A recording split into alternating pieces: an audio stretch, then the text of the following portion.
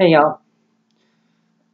So I just really wanted to address this issue. The trans movement really prefers to believe that it's not racist, at least not in the way that former preceding separatist feminisms have been, such as the feminist movement of the 60s and forward, which addressed injustices and mainly reproductive injustices faced by white, able-bodied, gender-conforming females.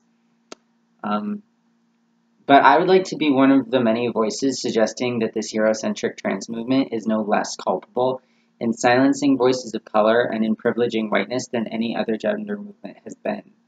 I hear many trans people who are privileged by whiteness make the false claim that the individualistic logic and Western politics of transness are less culturally exclusive than cis heteronormativity that has been previously experienced. I often hear white trans people making, on YouTube, all over, making definitive statements about this is what transness is, this is what gender is, not realizing that making those kinds of statements on a platform of white privilege is essentially a way of exercising white power over other cultures and over other bodies.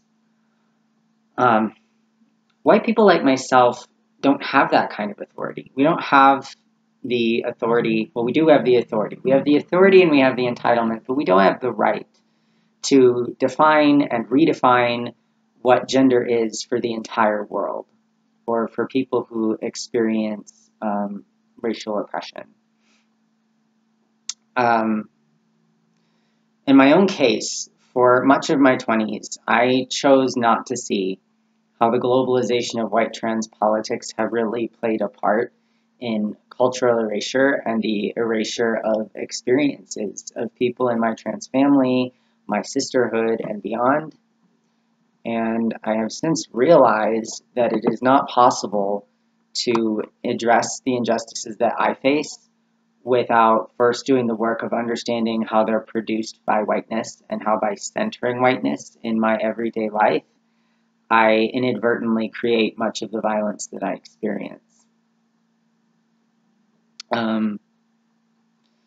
So for me, the only answer is to create spaces for white people like myself who face gender oppression in certain ways, spaces to hold each other accountable, to truly do the work of understanding and addressing white violence that we perpetuate every day. Because this kind of space is inevitably defined by listening and not by speaking, I'm going to end this video really quickly.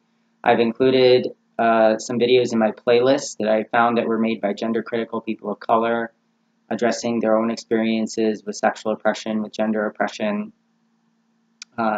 If you have any that you think would be good to add, please let me know, just so that somebody who's looking at my channel can immediately access them. But if you're a white person, please do some investigating on your own. Try and find some of these videos, some of these voices, as best as you can access them. And I just want to say, because I'm speaking from a place of privilege on this topic, I really want to be accountable for the things that I'm saying and the things that I'm not saying. I want to be receptive to critique and to criticism.